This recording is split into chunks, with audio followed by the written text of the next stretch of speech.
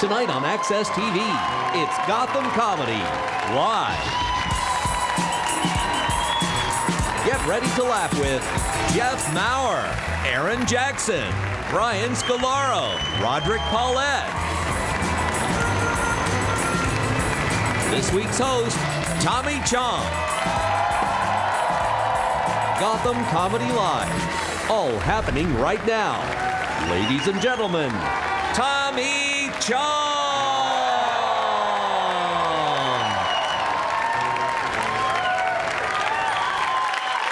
Hey! Welcome to Gotham Comedy Live. I'm Tommy Chong, and I'm a dancer.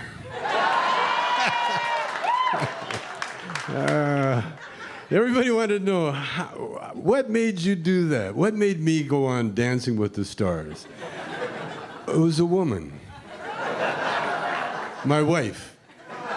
She submitted my name 2 years ago. I didn't know about it. And then they called me in for an audition, you know. An audition is if I'm still alive, you know. Because the whole point of the show is to get old guys, old fuckers like me, you know, and then make them try to do impossible physical things for a minute with a beautiful girl.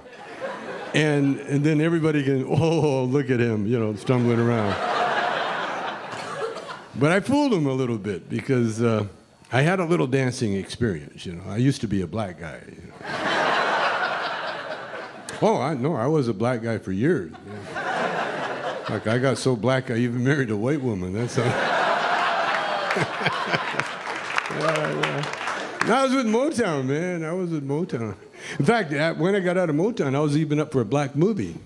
They were going to do a remake of Driving Miss Daisy.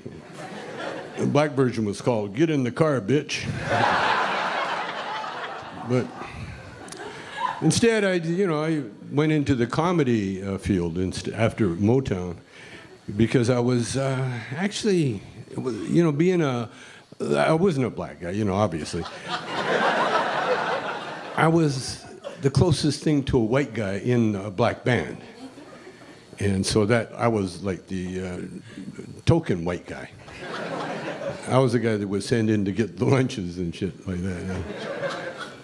But it was... But anyway, that's how I got into dancing. You know, hang out with black people, you end up dancing. You know, I guess.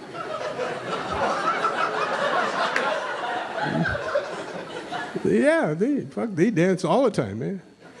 I was in jail, man. Fuckers were dancing there too, man. It's so cool too, you know. Everything was so cool. So I had to learn. You know, my first wife was black, and so I definitely had to learn how to dance, and I did. And so, you know, then when Dancing with the Stars come up, I was kind of ready for it. You know, it was a lot of hard work. It was fucking hard work, man. Dancing wasn't hard. It was remembering this shit. Because when you dance at a club, man, all you do, you know, you get drunk, you get out there, and you just make up your own dances, you know.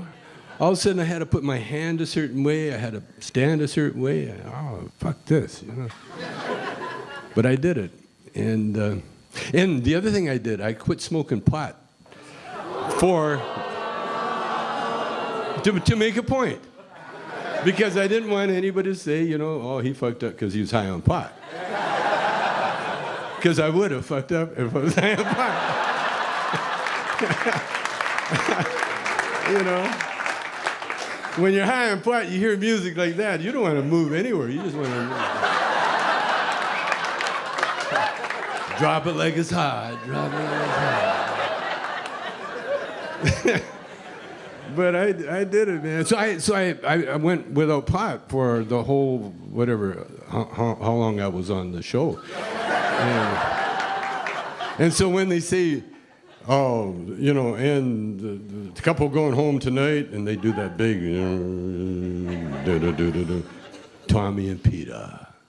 Everybody, a lot of people were sad. I was thinking, fuck, I'm going to get high tonight, man.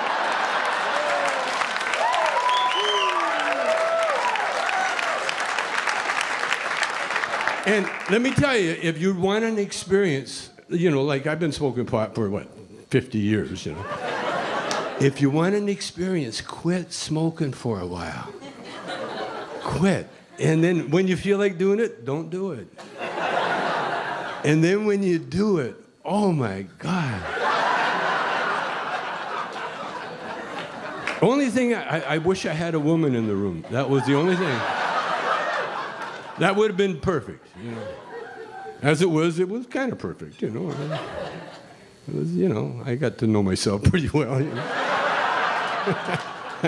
I know where to touch, But pot, man. In New York, big thing in New York. You're going to get a ticket for a bag of pot. Oh, a ticket. Wow.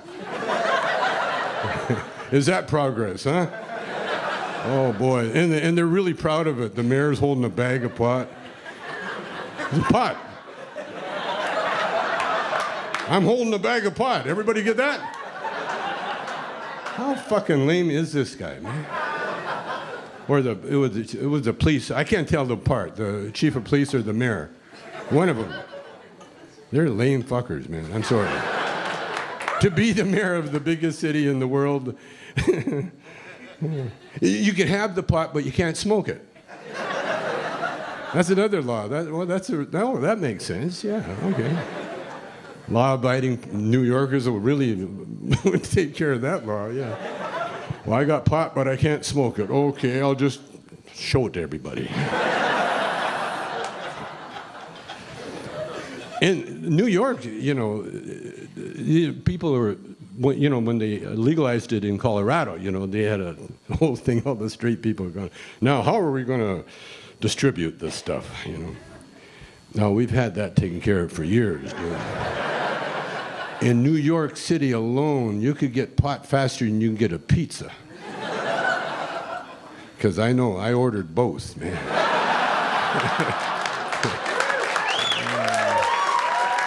Yeah. And the pot was always there first, man. Some guy on a bicycle, you never saw his face, just saw the bag. Give him the money, man. It was happening, No, the pot thing, man. See, the only thing, if everybody was stoned, there'd be less violence in the world, man, Because they've done studies and they found that you can't hurt anybody if you can't find your car keys. When you get stoned on pot, man, you walk around the house all day with the keys in one hand.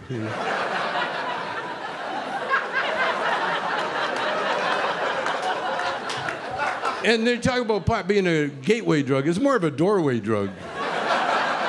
As soon as you walk through that doorway, you can't remember what the fuck you're looking for. What am I doing in the closet?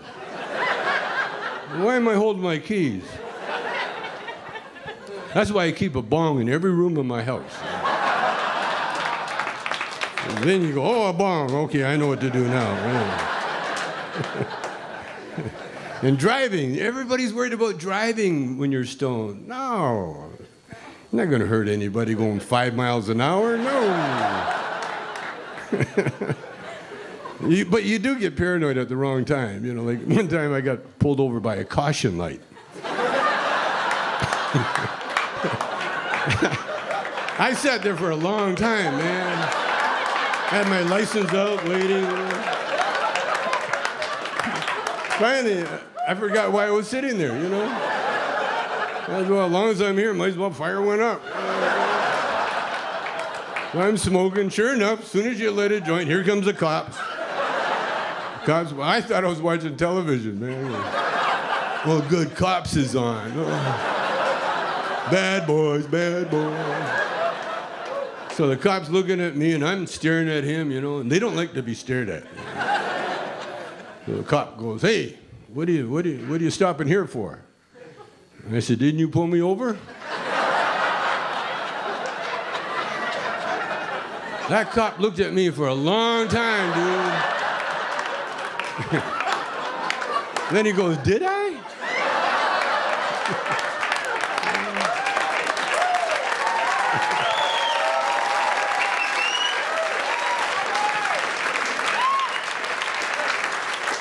But The other worry is kids, you know. They're always worried about kids. And the other day I was on my roof smoking, because I like to smoke up, you know. I even though it's legal, I still like to sneak around, you know. It adds to the high, you know. And I was up there smoking, and I felt somebody looking at me, and I looked down, there's my little grandson looking at me, and he goes, "What are you doing, Grandpa?" That cute little voice, and I don't know why I said it, but I said, "Fuck off."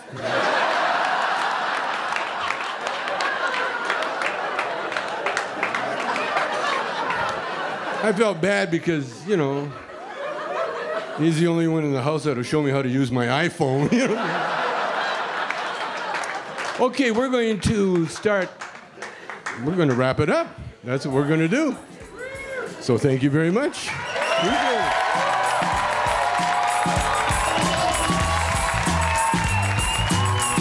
Stay tuned for more laughs on Access TV, live from the Gotham Comedy Club in New York City. Jeff Maurer is taking the stage when we return.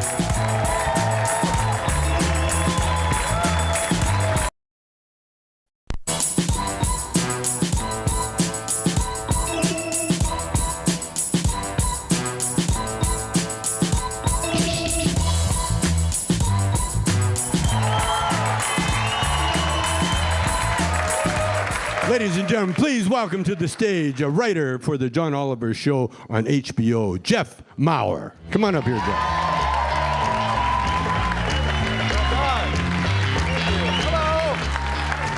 Hello. Thank you for coming. Hope you're doing well. A little about myself. Before I was a comedian, I was a speech writer. A quick writing tip for aspiring writers in the crowd. If you want to be a better writer, listen to old school rap. It's a real thing. Old school rappers are the best writers because they get straight to the point. Sir Mix-a-Lot, Baby Got Back. What's the first line in that song? I like big butts. Boom, topic sentence. Right away we know his thesis, then he elaborates. How do you like them? Round and big. When do you like them? When I'm doing a gig. Do you have a supporting quote? Yes, I have one from my anaconda, as a matter of fact.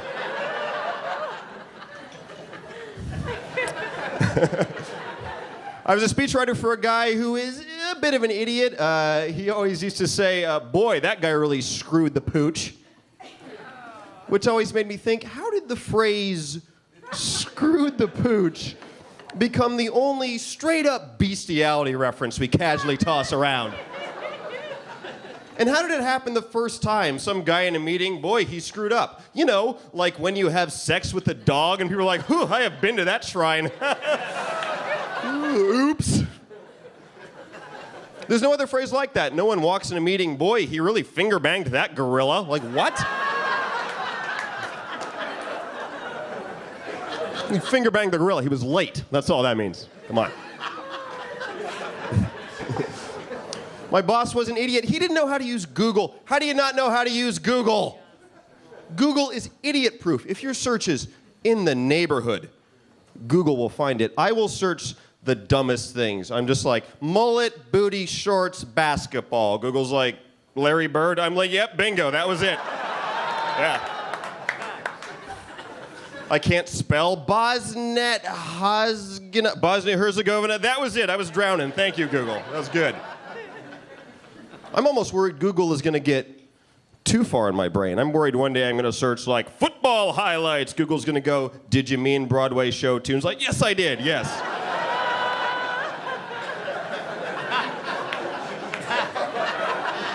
Maybe I searched law school application. Did you mean comedy's not working out? Like, whoo. Got a little too close to the bone there, Google.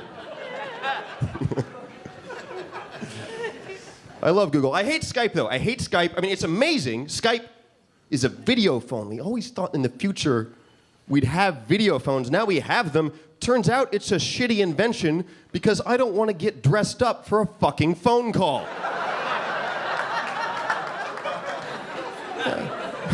My friends are like, let's Skype. I'm like, great. Now I got to take off my Snuggie and rejoin society. Got to clean 3 square feet of my apartment and point the camera at it.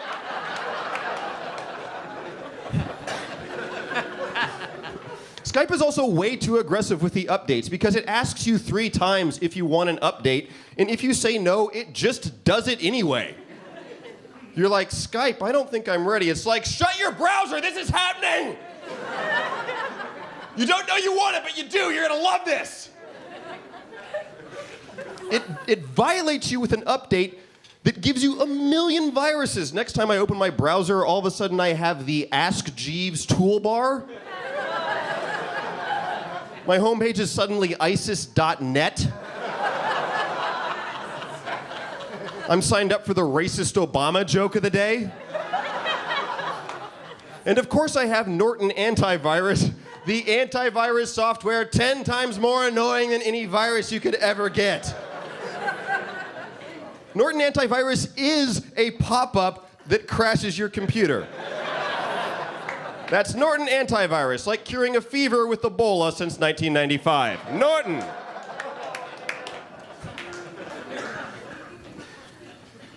So I'm a comedian now, though. I'm on the road a lot. When I'm on the road, I like to eat at chain restaurants. Give me a Bennigan's, a TGI Fridays, like any place with a toboggan on the wall for no real reason. That's where I like to go. Because it gives me a chance to play my favorite game, which is a game I call Chain Restaurant Appetizer or Urban Legend Sex Act. It's a great game. Here's how you play. One person takes a menu, and they call the name of an item that could be the name of an appetizer from the menu, or it could be the name of a horribly graphic Urban Legend Sex Act. For example, Irish Haystack.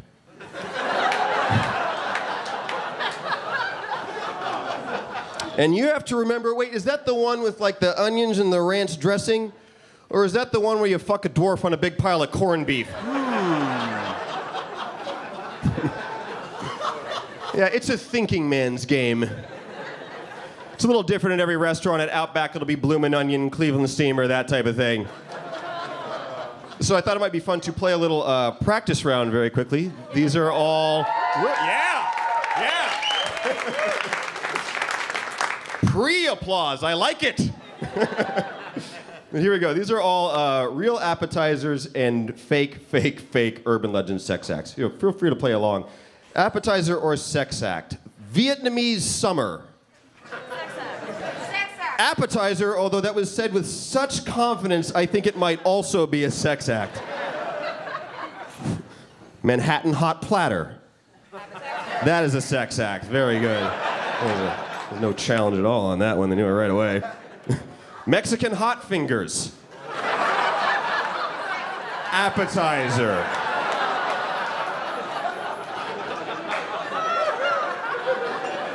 New York style taco. That's tricky. Involves guacamole, but is in fact a sex act. Well played. Let's get through these quickly. 4-way sampler. Appetizer. Chili dog. Both. One's got to be both, right? Got to throw a curveball in there somewhere. Brownie bottom pie. Brownie bottom pie. That is an appetizer. That's a real thing. You can eat that. You can. Here's the last one. Mexican hot finger. Sex act, because it's only one finger this time. One at Applebee's. When at Applebee's, make sure you order the hot fingers or you will not like what the waiter does. Or you will really like it. I don't know what you're into. Have fun. To each his own. I am on the road a lot. Let me say this. Fuck Delaware. I am so sick of driving through Delaware. If you want to go anywhere south of New York, you have to go through Delaware. And you don't go through the middle. You just go through this little nub, just this bump, just Delaware's ass sticking out and giving Pennsylvania a lap dance. That's all it is. And for a 10-minute drive through Delaware, they charge you $12 in tolls. Delaware's highways cost more per mile than the fanciest hooker in Delaware. Some trips are a lot more fun. I got to go to Europe. That was a blast. I was in Europe just long enough to realize, wow, I don't know a damn thing about the metric system. I don't. Like, the only metric conversion I know is 4 grams equals a stash. 50 kilos is 1 shipment. Stuff that I learned from Scarface. It's the one time in my life I wished I had done a lot of drugs, because stoners have the metric system down cold, right? They have to. After the show, go to St. Mark's, try to buy half a cup of weed. You can't. You're gonna sound like an Amish narc trying to buy half a cup. I'm Jeff Maurer. Thanks a lot. Enjoy the rest of the show. Have a good night. Thank you. Stay tuned for more laughs on Access TV. Live from the Gotham Comedy Club in New York City.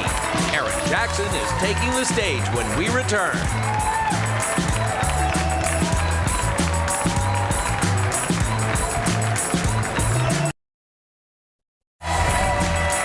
Welcome back to the Access TV presentation of Gotham Comedy Live. More laughs happening right now. Welcome to the stage, Aaron Jackson. Aaron Jackson, last comic standing. Hey, what's going on, New York? Yes. I just moved here. For the past 2 years, I live with my retired parents in Virginia. Yeah. Because I'm fantastic at comedy. That's why that happened. Career's going great. You may or may not know this about old black people. I learned this living with my folks. They hate electricity. Yeah, sometimes my dad would just walk into a room and he would decide the lights had just been on too long. It didn't matter what you were doing in the room. He would just walk in, look around, and be like, no, I think that's enough. And that'd just be it. You'd be done. My parents' new favorite pastime is to walk me around their home and then point out all the things that are going to be mine when they pass away. Which is weird because I'm an only child and I had assumed everything they had was going to be mine when they passed away. I'm like, who gets that? Not everything was on the tour. Last time I was there, my mom had a new lamp in the living room and I said, Mom, that's a really pretty lamp. Where'd you get it? She's like, don't worry about where I got it. Because we have another one now just like it upstairs in the bedroom. So if something ever happens to me or your dad, you'll have a matching set. And I was like, wow, thanks, Mom. That's an awesome way for me to get 2 new lamps. Or you could just tell them where you bought it like I asked you. And you and Daddy could live. How about that? They're weird. They've already picked out the photograph they want on their funeral programs. It's a real thing. They took a portrait for their church photo directory. They really liked it. So when they got it back, they gave it to me. They said, Aaron, this is the one. This is the one we want to use. And I was like, okay, first of all, morbid. Second of all, this is a picture of both of you. What the hell are you planning? Why are y'all gonna be on the same program? I might get my lamp sooner than later. Right, then my mom, she lost a few pounds, right? And then she gave me a new picture of herself that she liked better. And she's like, Aaron, I want to use this one instead. I was like, oh, so you changed your mind about the suicide pacts? Yeah? Just gonna leave my daddy hanging like that? My mom is texting now. Your folks texting? Yeah, it's painful, right? Yeah, my mom has made it clear she has no business texting. No business, because I sent her a text message, and then she called me back that same afternoon, because that is how she replies to text messages. She called me back on the phone, and she said, hey, Aaron, in the message you sent me earlier, what does BTW stand for? So I told her it stands for by the way, and then she said, oh yeah, I guess that makes more sense. And I was like, more sense? Well, what did you think it stood for? And she said Booker T. Washington. That was her guess. In 2014, just screw context. Just, yeah. Why not prominent Negro thought leaders? That's appropriate. Sure, that's what she meant. Booker T. Washington, what time are we meeting for dinner? That's what my mom thought I sent her. In a text message. She told me she went to upgrade her phone, went to the Verizon store, walked in with her flip phone she's had for 3 years, walked out a Galaxy S5. Booker T. Washington has a Galaxy S5. You see the problem here, right? It's malpractice, whoever sold her that phone, right? She called me, she said, Aaron, I need you to teach me how to make a selfie. This is a phone call, how to make a selfie. So I took a deep breath, as I do when I have to help my mom with technology. And I said, okay, Mama, open up the camera on your phone. And I told her which button to push to turn the camera around. She was like, I turn around? I was like, no, you stay where you are. Just push that button and the camera will turn around. And she was like, okay, I pushed it. Now what? I said, do you see yourself on the screen? And she said, I don't know. And I didn't know what to do with that. You don't know. Like the lady that's in all your mirrors, is she on your phone right now? That's you.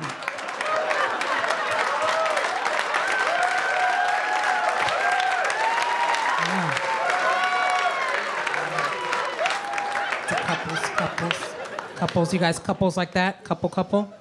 Yeah? You married or dating? What's going on? Dating. Yeah. I guess that's cute. Yeah. I'm a love hater. Yeah. I hate love. Like, do you hold hands when you go out? You hold hands? Oh my God, I hate that. That's my least favorite form of affection. Like when I see people holding hands on the street, I want it over. I want it to end. Like, I just want to walk right in between. You guys remember that game Red Rover we used to play when we were kids? If you were holding hands, I would send myself over in between. In between your love, because I hate your love. Because I stink at love. Yeah. I went to the doctor, and he was like, Miss Jackson, can you tell me what form of birth control you're currently using? And I was like, sure, doc. Right now, I am using the no penis method. It is not much fun. But I read in a book last weekend that it's only failed once. So. Some of you read that book? It's a good book. I don't know. I tried online dating. I don't know how you're supposed to find anybody online because it's so segmented. There's so many sites. Like maybe if everybody was on one site, maybe it'd be easier. But you know what I mean? There's a site for everything. There's a site, just for Jewish people, and a site just for Christian people, and a site just for black people. Like I don't know if there's a site just for white people, but if there is, it's racist. And don't go on there unless you're racist. Just some advice. There is actually a site. Now I'm making this up. There's a site for people who are gluten-free. A dating site called glutenfreesingles.com. That's a real thing. Like, which in my mind was not started by a guy with a gluten allergy looking for a woman like him. It was just this dude who was like, look, I'm sick of these chicks coming by my house, eating up all my bread. I gotta start a site so I can find some chicks who don't want to eat up my bread. I joined one of those sites, paid $120 to join, met the worst human being I've ever met in my entire life. It's like, I'm pretty sure I could have met this dude outside a liquor store for free. I didn't need to put it on my MasterCard. You know? Long story short, we went out to dinner, nothing in common. Check came, he ignored it. I paid for my meal. He asked me to then pay for his because, quote, I don't want to break this last 20. You know how it is, boo. Once you break it, it's gone. That happened. And then, oh, that's not the worst part. Then as we were leaving the restaurant, walking back to the car, he stopped and peed in an alley in front of me. And it's crazy, like the part of me that was a girl on an awful date was like, just jump in the first cab you see and get out of here, right? But the professional comedian part of me was like, see if you can ride it out. You know, like, I did it for y'all, is what I'm saying. And I'm glad I did, because it got better. When he was done zipping up, he came to where I was standing frozen in shock, and he drops this gem. He says, you need to let me walk on the street side of the sidewalk so I can protect you in case the car jumps the curb. Because my mama raised me to be a gentleman. And I was like, that's awesome, Sir PP. Why don't you lay down your jacket so I don't have to step in your piss puddle? That'd be chivalrous. I suck at love. Yeah, my best friend is a little boy. He's 3. He's very worried about my love life. That's how you know it's bad. I'm watching him, babysitting him. He's saying his prayers before bed. Dear God, bless my auntie Ronnie, my uncle Charles, bless my auntie Mimi, and my uncle Eric. And then he's like, mid-prayer, he's like, Auntie Erin, where's your uncle? And like he's 3, so I know it's an innocent question, but I'm not gonna lie, like I still felt like he was judging me a little bit. Right? And I'd be like, shut up, baby, you don't know what it's like in these streets, you know? I didn't say that though. What I said was, honey, Auntie Erin lives alone right now because she hasn't found her uncle yet. And he's like, oh, but Auntie Erin, I don't want you to live alone. Do you have toys at your house to play with? And I said, absolutely. I do. Hey, you guys, thank you so much. I've been Erin Jackson. Have a good night. Stay tuned for more laughs on Access TV. Live from the Gotham Comedy Club in New York City. Brian Scalaro is taking the stage when we return.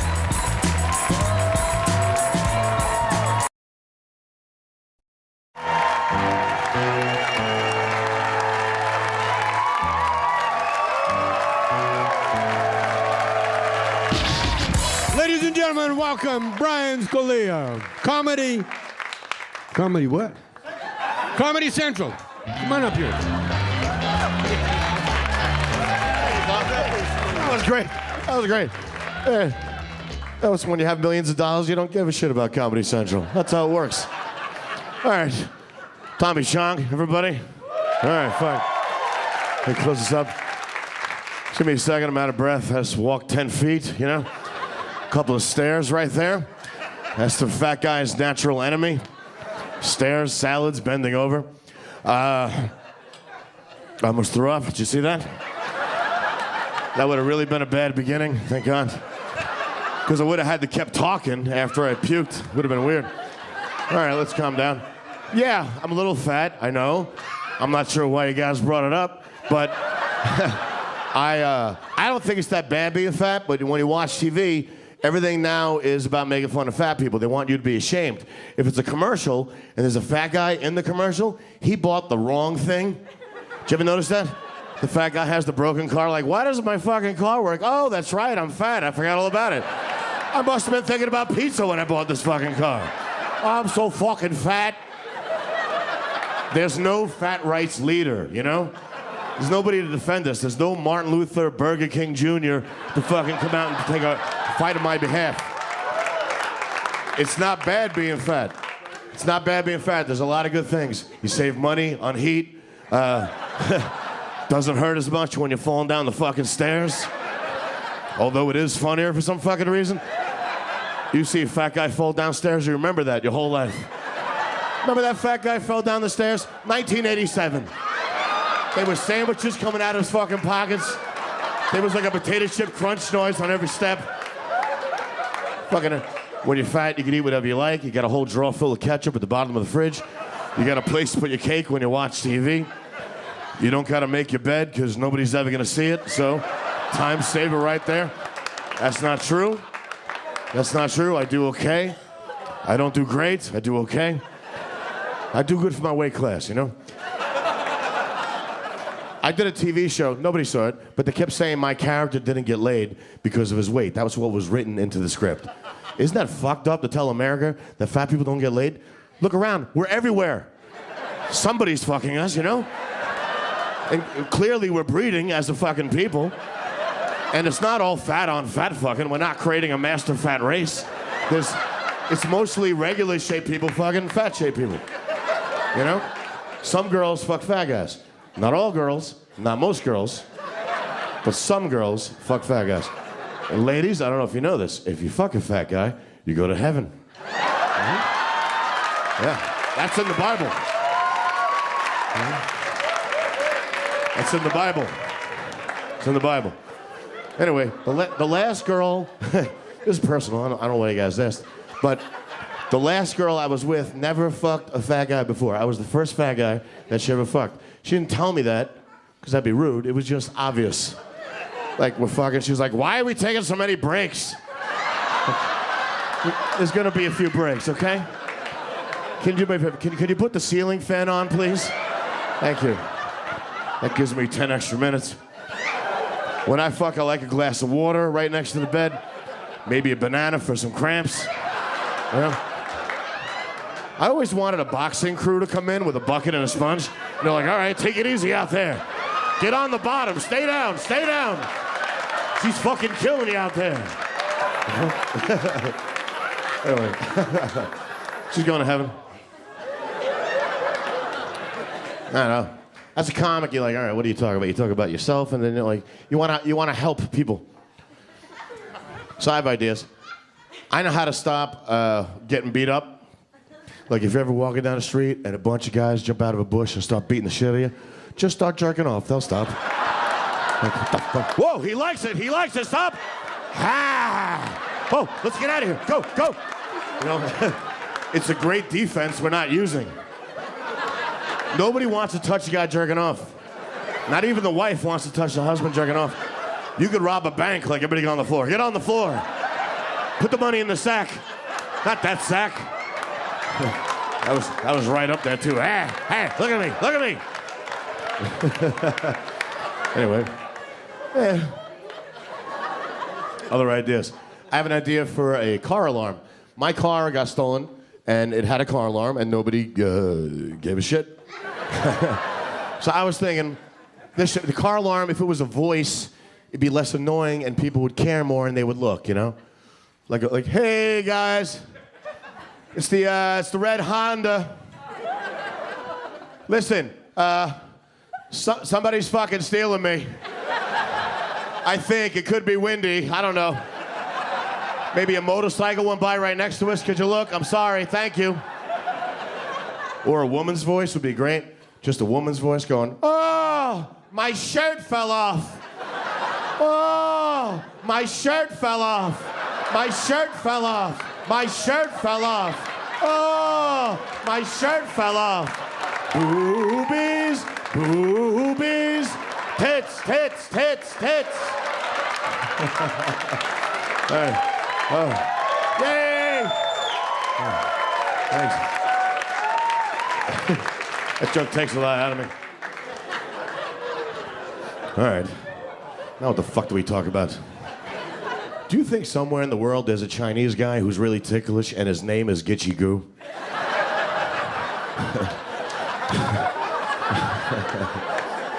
Did you know that the theme song to the movie Jaws was written by a black woman? Mm-hmm. Mm-hmm. Thank you. I was very proud of myself. How come whenever you go see a dentist, there's always a big tooth out front, and you go see a foot doctor, there's a big foot, or an eye doctor, there's a big eye? How come when you see a gynecologist, there's no big pussy outside? You don't gotta lift the flap and ring the doorbell. And the husband can't find it. The wife's like, it's right there. I'll do it myself. Here. Don't press it hard. Here. All right. A lot of these are marijuana jokes. Old MacDonald had a farm. Doesn't that song sound like it was written by a guy on a farm just going fucking nuts? He's like, there's a fucking quack quack here. There's a fucking quack quack there. Everywhere's a fucking quack quack. Sorry.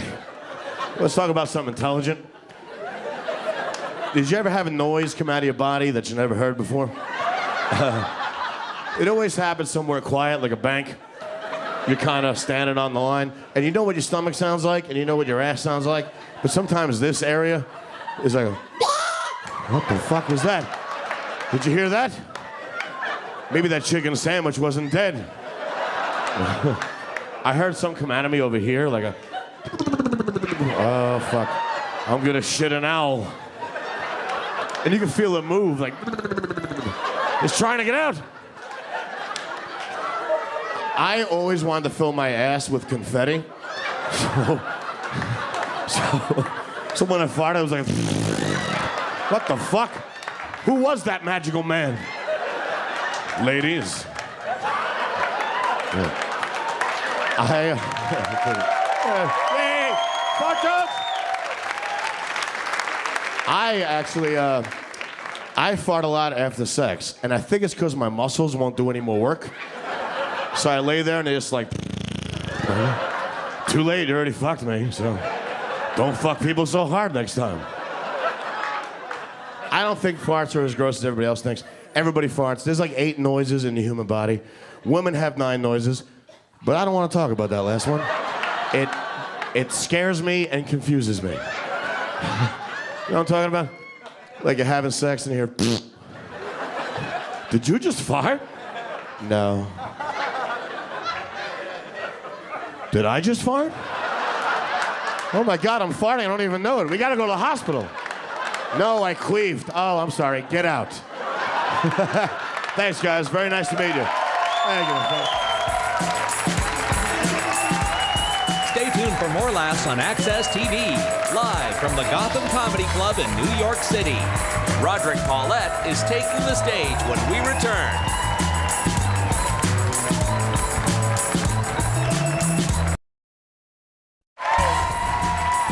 Welcome back to the Access TV presentation of Gotham Comedy Live. More laughs happening right now. And now, welcome to the stage, Rodney Paulette?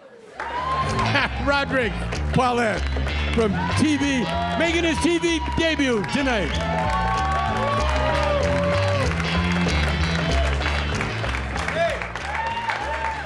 So let's start this way. I just got back from California. I was in LA. Yeah, I like California. I just don't like Californians, right? You know, they're arrogant, right? I'm at a party, I'm talking to a lady, white lady. She found out I was from Ohio originally, and she freaked out. She's like, "You're from Ohio? Oh my God, Ohio, oh my God, Ohio, oh my God, Ohio, oh my God. Did you grow up on a farm or something?" I'm like, "Man, when's the last time you saw a black dude on a farm?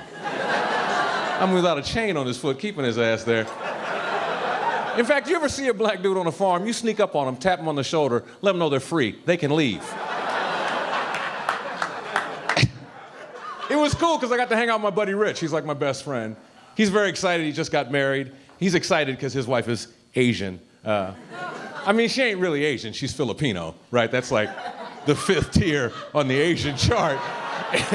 That's the bottom of the Asian barrel. Let's get serious. No, let's be honest. Real Asian is Chinese. That's number one. Chinese. Number one, pow. Number 2, you got your Japanese. Bam, right? Number 3, you got your Koreans. Number 4, it's a split. You know, your Vietnamese, your Laotians, your Thai. Then at the bottom, tier 5, Filipinos. I mean, how Asian are they? They speak fucking Spanish. Come on, seriously? Como esta is not Asian, you know? That's some Mexican shit. If you are Asian, don't be offended by my chart. I'm not, it sounds racial, but it's not racial. You know what I'm saying? I don't even rate the dudes. I just rate the women. This is how my Asian chart works. The higher up the Asian chart you go, the less likely you are to see that Asian woman with a black dude romantically, right? Like you see me with a Chinese girl, somebody's trying to get a green card. That's what's happening right there. Chinese girls just don't do that. I just moved. My new neighborhood, I guess you would call it gay? Gay? It's very gay, and I'm like the only black dude on an all-gay block, right? So every time I come outside, it's an event, right? My neighbor's like, "Oh my God, he's outside again. He is so brown." I like my gay neighbors. They're nice people. They're just weird. You know, they're always telling me how hard it is to be gay, right? Like my neighbor, he said this to me the other day. He goes, "Rod, I don't know if you know this or not. There's still a lot of prejudice out there in America." If I know, hello. Dude, I'm on the first team, right? Me and Tonto, we're well aware of what the fuck happened in this. I've been black a long time, you know what I'm saying? I did not have to come out, you know what I mean? That'd have been weird, right? I'm sitting on the edge of my bed, I'm all upset going, "I like ribs and rap music. I might be a black dude." I'm feeling kind of Wu-Tangy. What do you think that means? My gay neighbors got me to march in the Gay Pride Parade with them, which I'm glad I did because I'm down for the cause, you know what I'm saying? You know what I mean? I think if you're gay, you should be proud. It's what you are, right? The main reason I did it is because black people, we don't have a parade, right? That's weird to me. Everybody's got a parade but us, right? The Italians have a parade, Irish have a parade, Puerto Ricans have a parade, gays have a parade. Yeah. So, you know, a little tip, white people, you see some black people in your streets, that's probably a riot. Go back in the house. We don't get the parade, we get the month. You know, that's our thing, the Black History Month. I'll be honest with you folks, I never liked that too much growing up as a kid. I mean, I went to a predominantly white school, right? I was the only black kid in my class. I don't know why you bother celebrating Black History Month when there's only one black person in the class. It's just fucking weird, right? Because my teacher's like, "Okay, Rod, we're gonna take the whole month and point out how different you are than all the other kids." And she would do it too. She's like, African Americans, they have curly hair and broad noses. Everybody look at Rod. Rod, raise your hand. It's your month. They need to see you. Because here's a little tip. You're the only black kid in your class. It's Black History Month. Now you're personally responsible for 28 days with a show and tell, right? Like day 3, I'm running out of shit to bring in, right? I'm bringing in dashikis, Afro pics, Shaft movies. My teacher's like, tomorrow Rod's gonna bring in something else from Africa. Yeah, no, I'm not. How about something from fucking Cleveland? I've been to Cleveland. I ain't never been to Africa.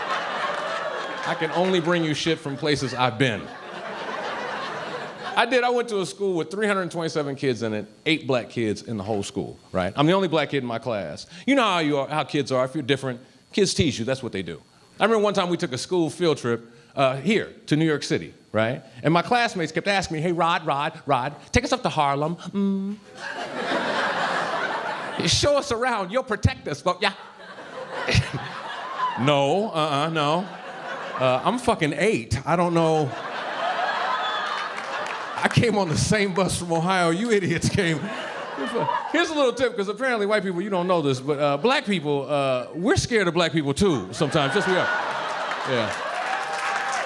And if you're black and you're not laughing, you're fucking lying. You know exactly what I'm talking about. Whew. Oh my God, everybody black has had that moment. You know what I'm talking about? You walk in someplace like, oh shit. Where'd all these black people come from? No, get your purse. We're not staying here. This is, that's inside information for some of you. I don't know if you know this or not. You know, white people, you go someplace, you see a lot of black people, you get a little nervous. Black people, we go someplace, we see a lot of black people, we get nervous too, you know? That's why I live where I live with the white gay guys. I can't. I used to live in an all-black neighborhood. Now, sister, you live in a black neighborhood? He's like, no. I said, no.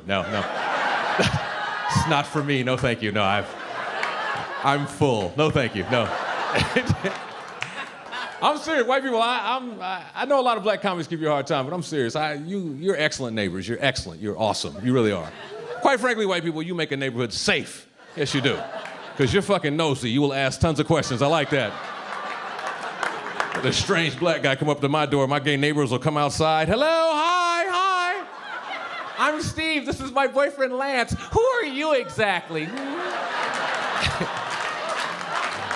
I get home. I get the lowdown. That's nice.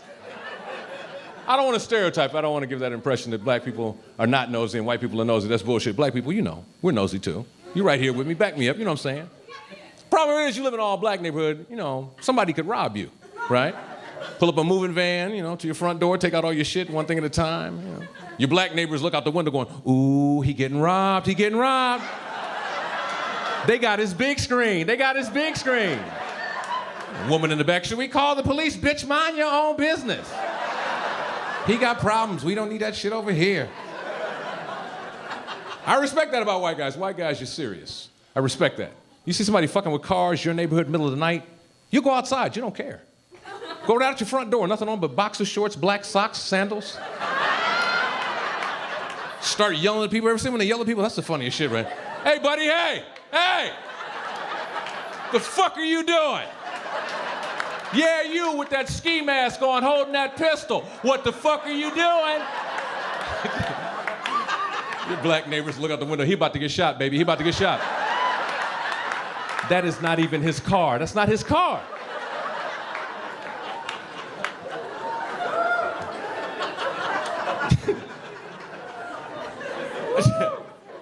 Just had a birthday, like last week, literally. Yeah. Oh, it's nice. Nice. I turned 48. Yeah. Look at her. Oh. There's nothing pleasant about this age. It's ridiculous. It's a stupid fucking age is what it is. It's young people, and here's the thing, all my friends are younger. They're all comics, they're all younger, they're in their 20s or 30s, and they always want to hook me up. Like, hey, Rob, we got to go out. There's a new place we're going to, man. It's hot, man. A lot of MILFs there, a lot of MILFs. I'm 48. I don't call them MILFs. Well, what do you call them, Rod? Fucking classmates. That's what I call them. I've been trying to explain to young guys what it's like to be 48. Let's put it this way. I am now at that age, if I have the choice between pussy or pizza, I'll probably take the pussy. But I want to hear about the pizza too.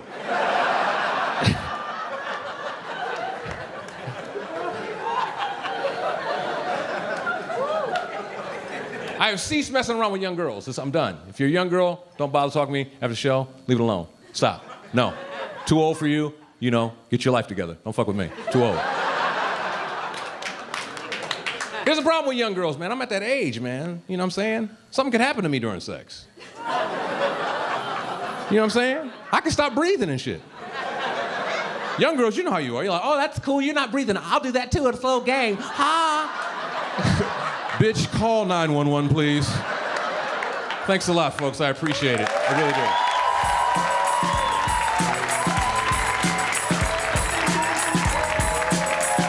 Stay tuned for more laughs on Access TV, live from the Gotham Comedy Club in New York City.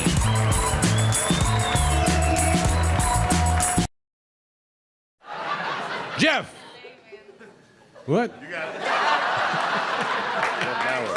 Jeff Maurer. Okay. Where's Jeff Maurer? Aaron Jackson! Brian Solero! Roderick Paulette!